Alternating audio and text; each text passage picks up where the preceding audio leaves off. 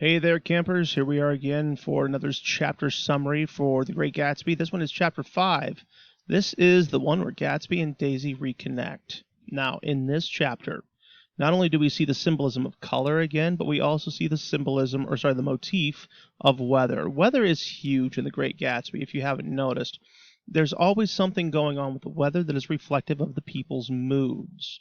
So, in this one, first, Nick it picks up right at the end of chapter 4, where Nick is coming home from his date with Jordan, and it's like Gatsby's entire house is lit up. For a minute, he thought his house was on fire.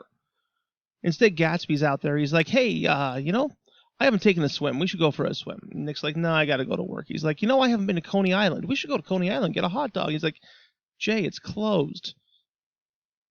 And Gatsby's just kind of puttering around. He's like, Nick finally says, you know what? I agree. I've agreed to get Daisy over to my house for tea so you two can meet. And he's like, so what day is going to work? Well, what day is going to work for you? I don't want to be any inconvenience. Gatsby's all in like people pleaser mode at this moment. And then he says to Nick, he's like, you work in bonds, right? He says, I've got a business opportunity for you. You could actually make quite a bit of extra money. And Nick's like, no. Well, you wouldn't have to work with Meyer Wolfsheim at all.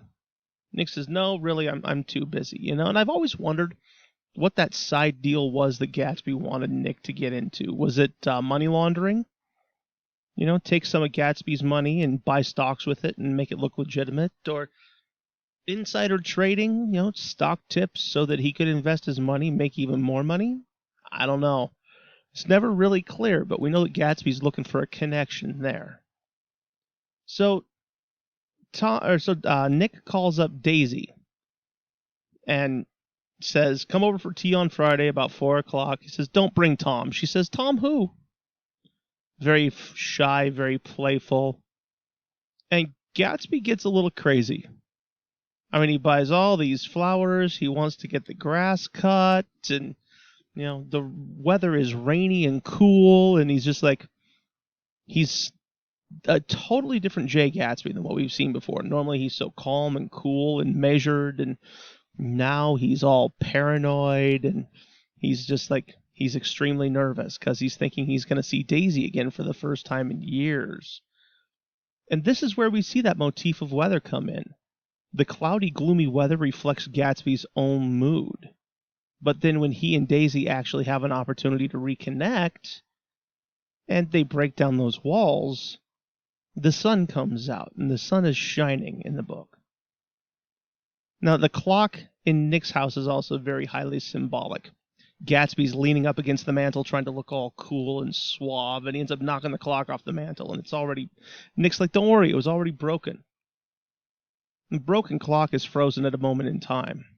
Just like Gatsby, he's been frozen at a moment in time 5 years ago, the last time that he saw Daisy. And Nick steps out of the house for a little while, lets Gatsby and Daisy have a little bit of time alone together. When he comes back in, Gatsby's grinning from ear to ear, and Daisy looks like she's been crying. And Gatsby says, I want you both to come over to my house. And Nick says, are you sure? He's like, oh, absolutely, old sport. And so Gatsby shows off the house to Daisy. She's like, oh my gosh, is this really your house? He says, yes, it's mine. You live here all alone? Oh, I fill it all the time with the brightest, most interesting people. And he goes through and he shows off everything to Daisy. And Nick looks at him and says he hadn't once ceased looking at Daisy. And I think he revalued everything in his house from the measure of response it drew from her well-loved eyes. Fitzgerald, 98. Gatsby is doing his best right now to impress Daisy. I feel like if she told him that she didn't like something, he would immediately throw it out. But they go from room to room. There's even a guy named Clipspringer who is staying at Gatsby's house, apparently, kind of hanging out in one of the guest rooms. And they end up in Gatsby's room. It's what they call an Atom apartment. It's basically like a bachelor's apartment within the house. It's got a bedroom and a dressing area and kind of a study area.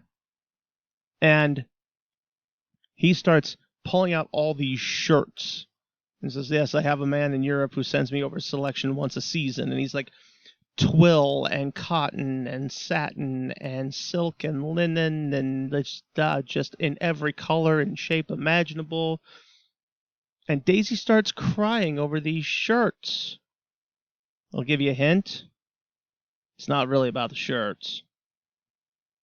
Daisy's come to realize that she's in this loveless marriage. She hates being married to Tom Buchanan, but she likes the safety and security of the money that comes with the Buchanan name. And she realizes now, if she had just waited for Gatsby, she could have had the safety and security that the Buchanan money buys, and the romantic love that she feels with Gatsby. She could have had it all. Instead, she looks at him and just says, it's just I've never seen such lovely shirts before. Once again, we see the motif of weather come in. Gatsby gets a phone call which kind of interrupts things, changes the mood. And the weather starts to get cloudy and gloomy again with Gatsby's phone call.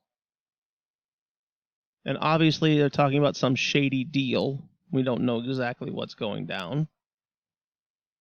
But then, when he gets off the phone, they spend time looking at some of Gatsby's collectibles, a picture of a man named Dan Cody hanging on the wall.